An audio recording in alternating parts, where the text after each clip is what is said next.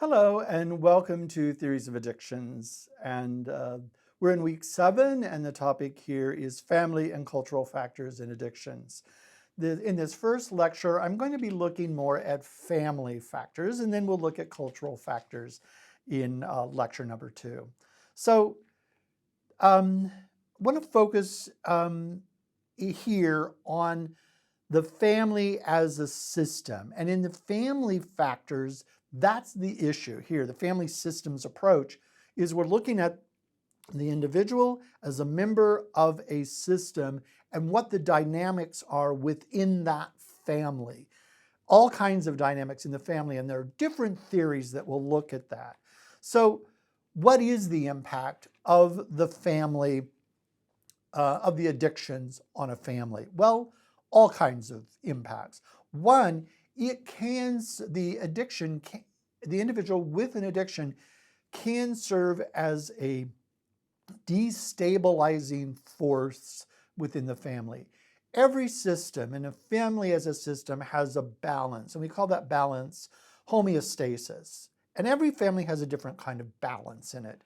And when the individual is in the process of using the substance actively, that can disrupt the balance within the family, not only the family of origin, but the extended family, and it can even include friends and acquaintances and colleagues, right? So kind of concentric rings outward where the impact can unfold.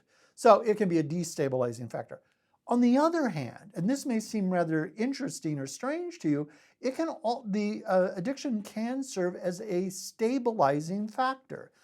So although with the addiction there can be a homeostasis. There can be a balance with the addiction there. Now, the drug itself may help maintain that balance. It doesn't mean that it's a healthy balance, but it is their balance, okay? And that balance, that dysfunctional balance, may serve a function. Again, kind of a behavioral approach to it. And the function of it might be that the individual in the throes of the addiction, all the energy in the family goes toward looking and caring for that individual. And by doing that, they don't have to look at other major dysfunctional areas within the family. There may be other major problems there. The lies, the secrets, and all kinds of things, the injustices that go on in the family, but we're focusing on the addiction, and we maintain the balance there so that we don't have to deal with those other things. The other thing is, although the addiction may help maintain or stabilize a family and create a homeostasis, do not think that is, it has to be rigid and unchanging. Families can be dynamic, families can change. Even rigid families can change. So the dysfunctional homeostasis doesn't have to remain in place forever. Homeostasis is a tendency in the family to regulate change in a particular way. It is a tendency, but it's not necessarily a preventative factor to change, okay? So just because the dysfunctional family, the addiction is serving a homeostatic function, doesn't mean that we can't overcome that and create a new, healthier homeostasis, okay? What are the factors that influence the family system? Well, two major ones.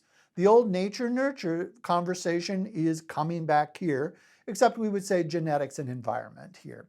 And so genetics is tremendously important. What we inherit through our biological families is tremendously important in terms of us and an individual using a substance. Genetics, it is estimated, explains 40 to 60% of the etiology or the causative factors of substance use disorder. For example, if one family member has a substance use disorder, there's a greater likelihood for the children in that family to develop a substance use disorder than if neither parent. But if both parents have a substance use disorder, then the likelihood goes up greatly that the children, at least one child and maybe more, will have a substance use disorder. So genetics is a large component. However, it's not total. There is the environment, okay? And what is the environment that we're talking about here? Everything that happens within that family is the environment. What practices do the parents have in parenting? Some parents are really severe and lay down the law. Others are real permissive. Others are collaborative and work with the child on coming up with rules, etc., for behavior within the family. What's acceptable? What's not acceptable? So the parenting practices are part of the environment. The other one is the substance use of the parents themselves, because that's going to be a causative factor. Why? Well, in part because of modeling. We often do what is modeled, and so we often become what is modeled, and so that is a factor. So we have genetics, but also the whole modeling forces that Bandura talked about in his theory. And then the other one is how coherent is the family? And we're going to look at coherence in just a bit, because sometimes families are highly coherent, maybe too coherent, right? And then others, really loose and open, etc. Okay, the boundaries of the family are really, really open. So those impact substance use disorder too. So all of those factors are important. Now we want to move to something that is extremely, extremely important.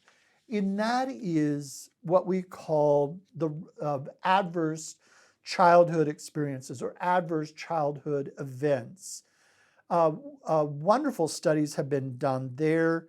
Kaiser Permanente, in collaboration with the CDC, the Center for Disease Control, has thousands and thousands of data points, individuals who have been studied in terms of what? Early adverse childhood events. And what are those? These are stressful, some would say traumatic events that could include early childhood abuse and or neglect, okay?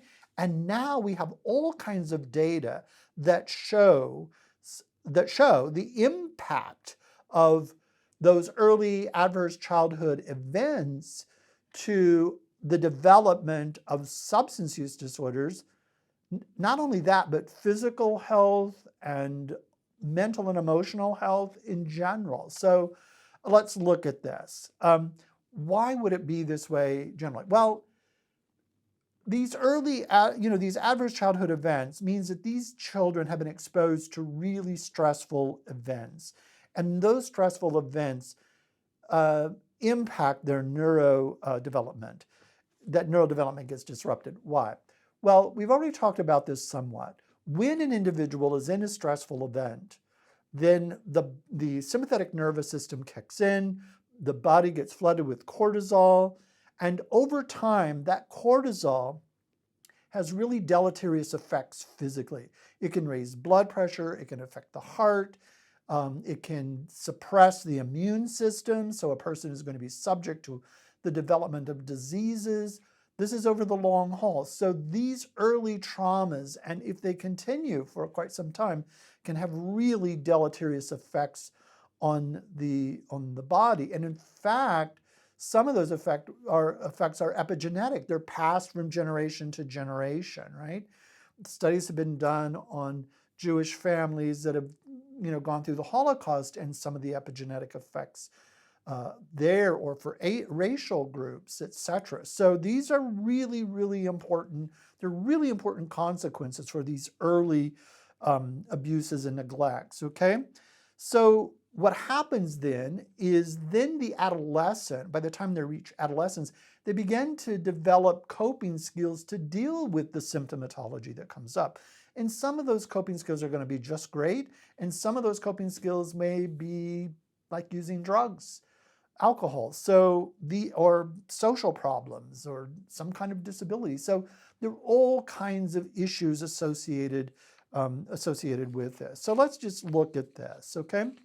One thing that we found is, and by the way, if you go online, you can find the ACEs questions. It's really a short number of questions, and each one gets a point, and you count up how many what your score is, and the higher the score, the greater the likelihood that you will have certain kinds of disabilities or disorders later on in life. ACEs are really common. More than 20% of all people had ACEs, had an ACE score, right? Or actually, it was almost 30% in the original studies that had that. And 21% of the 17,000 people that were studied had actually experienced sexual abuse as a child. So these have really, or they had a parent with a mental or emotional disorder or a substance use disorder. So sometimes there was some level of neglect there. Also, ACEs scores kind of cluster. If you have one, then there's a greater likelihood that you'll have several others, right? So you can have a number of those. And these ACEs scores are kind of dose-response relationship with health problems, right? The greater the number, the greater the likelihood that you're going to have some health problems. So what specifically do the ACEs scores have to do with substance use disorder? Well, it is found that the higher your ACEs score, the more likely you are to begin alcohol use earlier in life, okay? The greater the ACEs score, the earlier that you tend to start drinking. And underage drinking is really problematical because it impacts education and work and all kinds of all kinds of things. So it can contribute to greater family dysfunction, etc. So the higher the ACEs score, the greater the risk of mental and substance use disorders as an older child when you're older than over 50, right? So these effects for the early ACEs score can impact us over the lifetime, okay? So higher the ACEs scores, the greater the likelihood that you'll continue to use tobacco, right? Those individuals who higher the ACEs score, the more prescription drugs the individual ends up taking. Or they develop a lifetime of illicit drug use or drug dependency or self-reported addiction, okay? So these ACEs scores are really, really significant. So I often get the ACEs scores there. What I don't want people to think is that these are deterministic. There's the likelihood that individuals may develop these, but there are also protective factors, and we'll talk about that another time. There are some protective factors that protect individuals from developing in these full-blown disorders, and it's important to look at protective factors in addition to the ACEs score. Also, if we look at the ACEs score and the individual does have some substance use disorder or mental emotional disorder, we can treat those. We have treatments for those, okay? But it is important for us to look at ACEs score. The higher the ACEs score, the greater the likelihood of suicide attempts. Lifetime depressive events can be pretty great with the higher ACEs score. Higher risk for risky sexual behavior there, right? Which predisposes someone to get any number of diseases, including HIV or AIDS. It has some negative health outcomes, etc. So these are, serious kinds of consequences that are there. Okay, I want to shift to some major treatment models that are family-centered there. One of these models is called the family disease model. And the family disease model focuses on something called codependency. And codependency is a word or term that is used quite liberally in the addiction field. And codependency is very vague, I'll be quite honest. It's a fuzzy concept and it means different things to different people. That's part of the problem with it, but it's in use, and so it's important for you to know what generally it tends to mean, it usually means that an individual who's codependent is excessively focused on external things rather than what's going on internally. If they're codependent, let's say they have a loved one, a spouse, a child, whatever, with a substance use disorder, and you're codependent with that with the individual with the substance use disorder, the codependent person tends to be very self-sacrificing. They may have difficulty experiencing their own emotions, and they may engage in some controlling behavior. They're trying to take control over the addict's use. Okay, so this is an important concept. They talk about it all often in the field. But again, the part of the problem here is that it's very fuzzy, it's imprecise, and there are some additional problems. One is a lack of empirical support for something called codependency. Let's be very clear.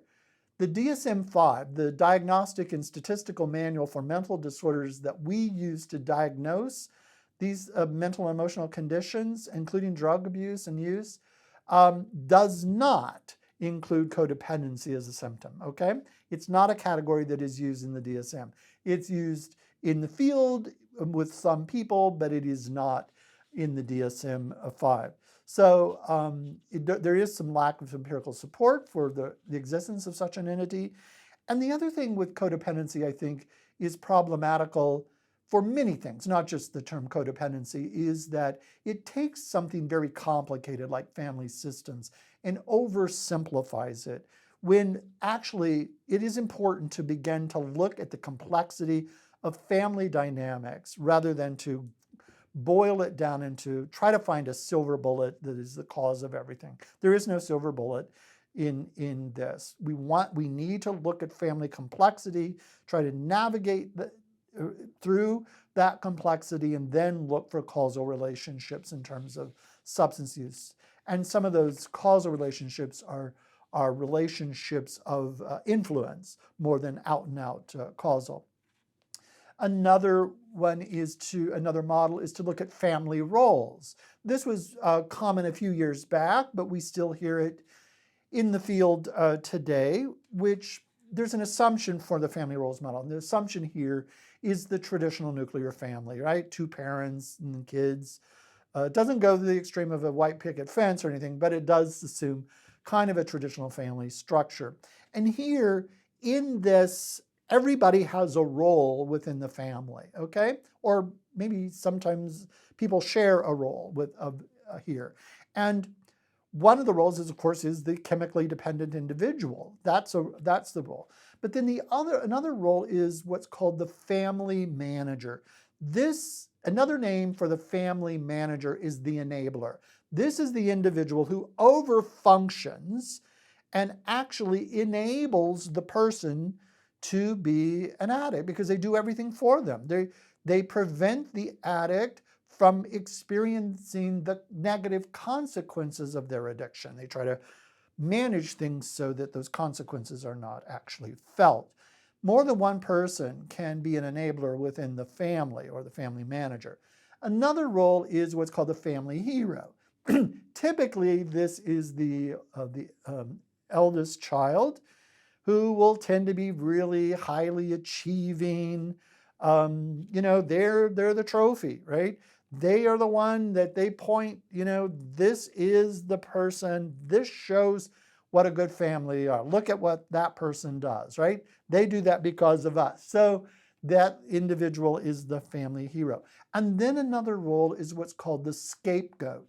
The scapegoat, this individual may be acting out. Maybe they get involved with the law, juvenile delinquency kinds of things whatsoever, right? They're acting out, which can be kind of a distraction from the abuse, the substance abuse, or it can show that this person, is kind of showing in many ways that this family is in crisis, right? They are living the crisis. And in many ways, they can be the most sensitive individual in the whole in the whole system. The others are playing very rigid roles. This one's playing a role, but it's a role that makes the dysfunction really visible. And then there often is what's called the lost child. The lost child the assumption is that they tend to be the middle one or the younger child. They feel kind of powerless, caught in the middle, not having real choices, tendency toward depression and anxiety, etc. And then lastly would be the mascot. This would be the family clown. I call this kind of the safety valve. They're the funny one. They're acting out. They keep it light when there can be the oppression, or the oppressive atmosphere of the addiction sometime. And so there's the family mascot. The problem with this is that, again, this is an oversimplification of the dynamics within the family. No one plays these roles completely, and there are behaviors that are involved in a role, and often different individuals have those behaviors. And so to give that person that role and to see that role may be overly rigid and not seeing the complexity of what's going on really. The family systems model is another model that has been very, very helpful over the years. It can come from different kind of psychotherapeutic models. For example, the psychodynamic model. And I haven't talked a lot about the psychodynamic model. The psychodynamic model grew out of Freud's psychoanalytic model, where there were some changes. There was a stage theory, much like Freud's, but there were some changes in Freud's model, but it was still an insight approach that assumed that early childhood events were the major causes for our dysfunctions, okay? And so there was the psychodynamic wing of that family systems, and then there's what's called the intergenerational one. And I want to look at this intergenerational one. And one was established by Murray Bowen. Murray Bowen was in many ways one of the fathers of family systems model. And he really focused on tasks with individuals within the family. For example, the children within a family need to differentiate, need to be different from the parents, because when you're a child, you're just so kind of connected to the family. But hopefully as you mature, you begin to differentiate, you become your own person, you have your own values, your own attitudes, your own thoughts, right? You don't just reflect the values and attitudes and assumptions of the parents, okay? They're influential, but with differentiation, the person comes into their own being. The lack of differentiation is fusion. And if there's large fusion within the family, people haven't differentiated, we call that an undifferentiated ego mass. It's boom, it's like one big glob, right? Where they haven't had any differentiation. And sometimes in the family, Bowen showed that there will be those individuals that try to differentiate, and that to prevent the individual from differentiating, sometimes there will be symptoms that come up in the family. For example, one of the family members maybe actually becomes sick. Now, does the individual consciously do that? No, it's not like that. But it's believed that that is part of the dynamic, maybe unconscious dynamic in that system, and that sickness will pull that person back into the family, right? So that is a inertia, right, to differentiate. So differentiation and fusion, opposite kinds of phenomena. He also talked about boundaries. Boundaries within the family can be involved in hierarchies and alignments between people, or coalitions of this group against this group or opposed to that group within families, so that there's the whole family system, and then there are subsystems with a hierarchy and an alignment, with alignment and coalitions. What are boundaries? Boundaries are measured within this model by looking at whether they are diffuse, they're kind of loose, everybody's a little disconnected. if it's too extreme, they're utterly disconnected. Someone has been gone for 2 weeks and they go, oh, where's so-and-so? You know, that's like really disconnected. And then the opposite of that would be enmeshed, totally interconnected, right? We often joke, and in my family, my mother will say, oh, I'm cold, put your coat on. Well, that would be, we joke about it, but that would be a little enmeshed, right? If you know, I feel it, you feel it kind of thing, okay? So, and then we can measure that on a Likert scale from really disengaged to really enmeshed, or really diffused to really enmeshed. And then there are subsystems in a hierarchy, right? That's the organization of the family. From the spouses kind of at the top, really kind of adding the rules, etc., and then the kind of parent subsystem, and the married couple subsystem, because the couple subsystem is different than the parental subsystem, right? Because the parent would be the parental, or the parents in relation to the siblings, and then there are the siblings in relation to each other. And then the whole family system also has rules, and those rules are largely implicit rather than explicit. No one says them, but everybody knows the rules. For example, and we see this within families where there's an individual with a substance use disorder. In some families that have certain kinds, if they're kind of enmeshed or whatever, is the rule, we don't talk about problems. We don't talk about family problems in the family, and we certainly don't talk about family problems outside the family.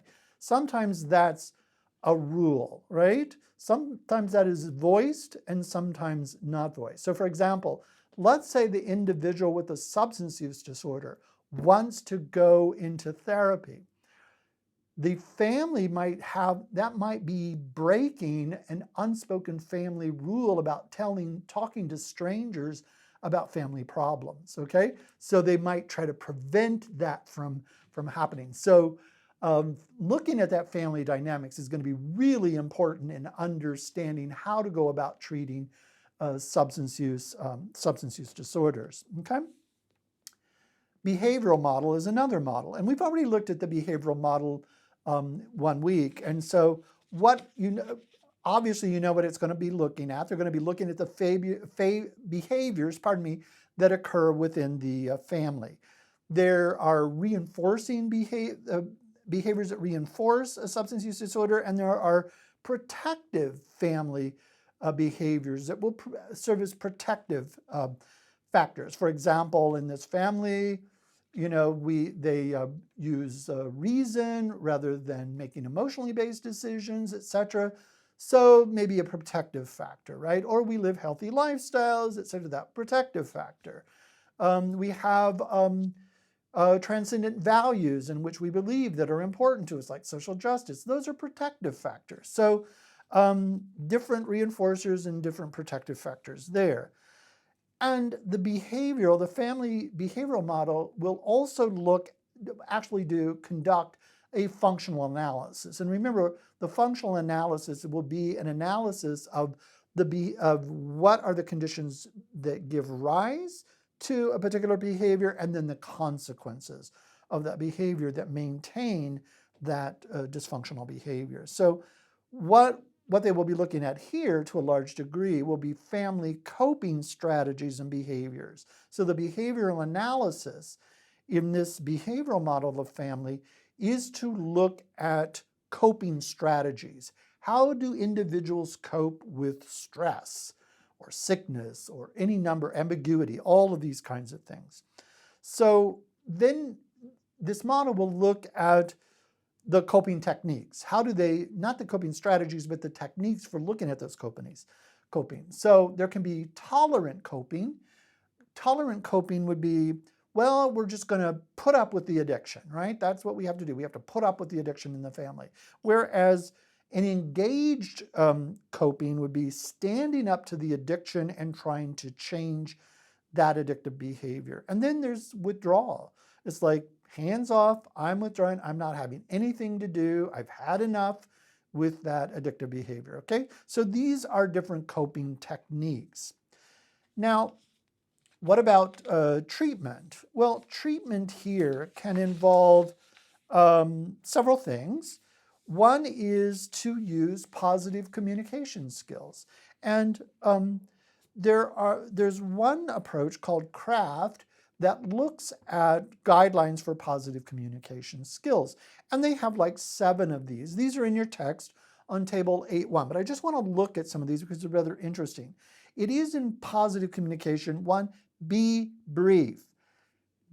Don't engage in these long communications with loved ones because they're a turnoff. Try to be brief and get to the point. Focus on things that are relevant. Try to stay away from things that are irrelevant. 2, be positive, right? Get out of the naming and blaming game as much as possible when you're communicating with each other. Always refer to specific behaviors. Don't go, you're always negative.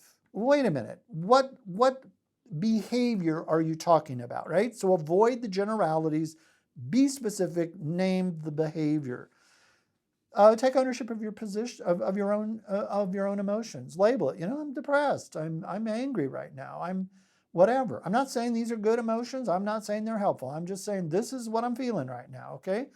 Own it, share it, okay?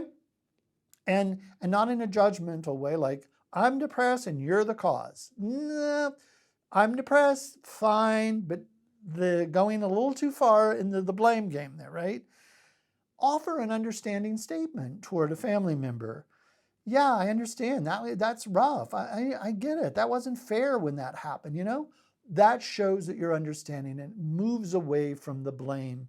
It shows that you're acknowledging something that is going on rather than just putting it off on somebody and externalizing it, okay? The other one that is really important is accept partial responsibility. You know what? I am responsible for the negative tone of the conversations because I often start off with the blame, or I often start off with yelling. I will own that, okay? Accept partial responsibility. Don't take total responsibility because you're not totally responsible. Not in a family system. Everybody has a contribution here, right? There is no one person. It takes a system to maintain certain sets of behaviors. And then offer to help in whatever way. You may not be total help, and what you do may be limited, but offer to help in the way that you can. And do it in a genuine and supportive manner if you can, okay? Then there is a behavioral couples family therapy. The point in behavioral couples family is to strengthen the relationship in the couple and to support abstinence within the system, okay? This therapy, I really want you to take a look at this in the text and go do a literature search on this because it has excellent outcomes when it comes to a family intervention that has great outcomes in terms of decreasing substance abuse, behavioral couples family therapy, okay? And then one that is really interesting is the multidimensional family therapy that has like 10 different principles for multidimensional. What I like about this is that it is an open acknowledgement of the complexity of the family and the family system. One is adolescent drug abuse is a multidimensional problem. There's not one issue that causes adolescent drug use. Problem situations, when we have a problematic situation, someone abusing a drug, whatever, those are informative and they're opportunity. Don't just see it as threat. These are opportunities to understand the family system and how we may be able to intervene in the family system. Change is not simple. Change is multifaceted. It is multidimensional. And there's not going to be a one simple linear kind of change. Change is often circular and complex that goes off in a lot of different directions. So accept the complexity of change. Motivation is not fixed, it's malleable and changeable, and that's good. So don't, for example, label someone as, they're not motivated. Wait a minute. Everybody's motivated to some degree, and that motivation, the behavioral potential there, will be changing. So let's not see it as rigid. That gets in the way. Working on relationships is, that's critical. Relationships don't just happen, and often there's been neglect, etc. in the relationship. Looking at the relationship and working on relationships is really important if you want to improve them, right? Interventions should not be cookbook, not just be manualized, but they need to be individualized for the family and for intervention and for individuals within that family, and that the individual interventions need to be cognizant of the whole family system, okay? That having a plan and being flexible are two parts of the approach, of the therapeutic approach toward the family. Have a plan, but let that be a flexible plan. I always say, have that plan with an open hand, not a closed fist. Open that up because you're going to make some changes when you need to make changes in the plan. Treatment goes in kind of phases and it's just continuous, right? It's not going to go leaps and bounds. It's going to be a continuous process, and we need to be very clear up front what's the therapist's responsibility and what is the family's responsibility in the relationship. And that the one thing that we do know is that the therapist's attitude is going to be tremendously important.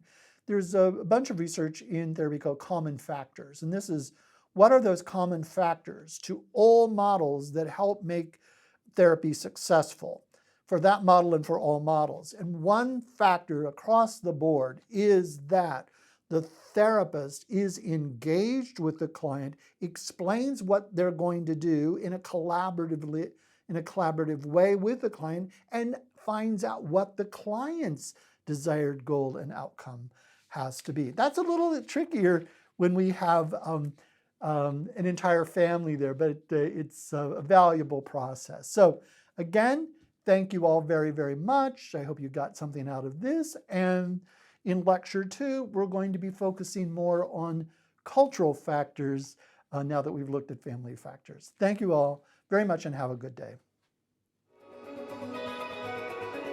I plan to use my degree ultimately just to help people. I'm here to find out specifically what demographic that is. The professors really take the time to look at the courses and how they're going to prepare us to be counselors.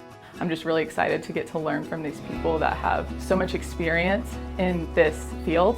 It's obvious that they have a passion for what they're doing, not just because they enjoy it, but because they know they're investing in someone else, and that's most important to me. I ultimately chose CIU because of the community. I love the fact that I know that I will be with the same people for the next 3 years. We have a time during our classes where we get to be in small groups, and that allows us to get to know each other and to support one another and to learn together. I feel like I'm right where I need to be, and I'm grateful to get to be a part of this program.